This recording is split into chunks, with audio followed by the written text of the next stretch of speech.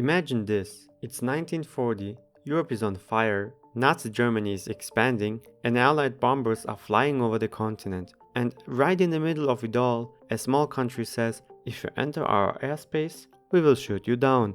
We don't care which side you are on. That country was Switzerland, and during World War II, Switzerland shot down aircraft from both the Axis and the Allies, in order to stay neutral. Here is how that worked. During World War II, Switzerland declared neutrality.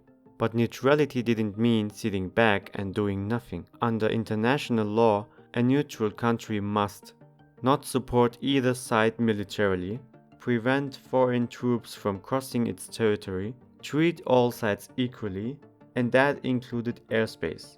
Switzerland made one thing very clear. No foreign military aircraft were allowed to fly over Swiss territory. Not German, not British, not American, no one.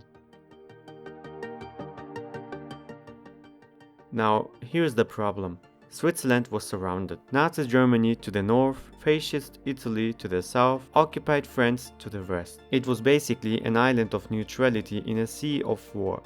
At the same time, navigation wasn't like today. No GPS, limited radar, heavy clouds, anti-aircraft fire everywhere. So aircraft regularly drifted into Swiss airspace, sometimes by accident, sometimes because they were damaged, sometimes because pilots were trying to escape enemy fighters. Both German and Allied planes crossed into Switzerland, and every time that happened, Switzerland reacted. Switzerland had a small but capable air force. They flew aircraft like Messerschmitt and the Morane-Essonnier. When foreign aircraft entered Swiss airspace, Swiss fighters were scrambled. The aircraft was intercepted. The pilot was ordered to leave immediately or land. If the pilot refused, Switzerland was legally allowed to shoot.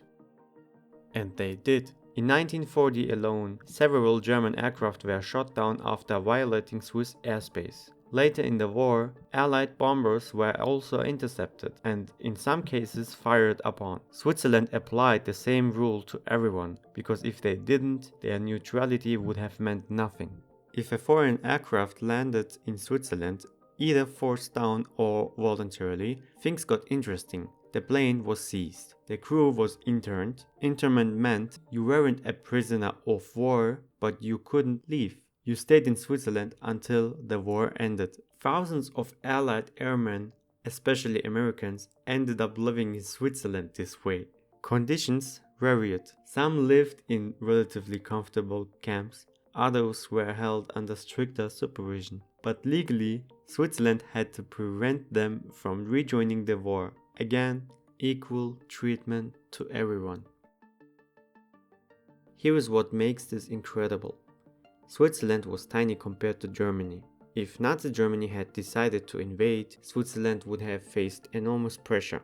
At the same time, if Switzerland had favored Germany, the Allies would have treated it as an enemy. It was a constant balancing act. By enforcing airspace violations strictly against both sides, Switzerland sent a message.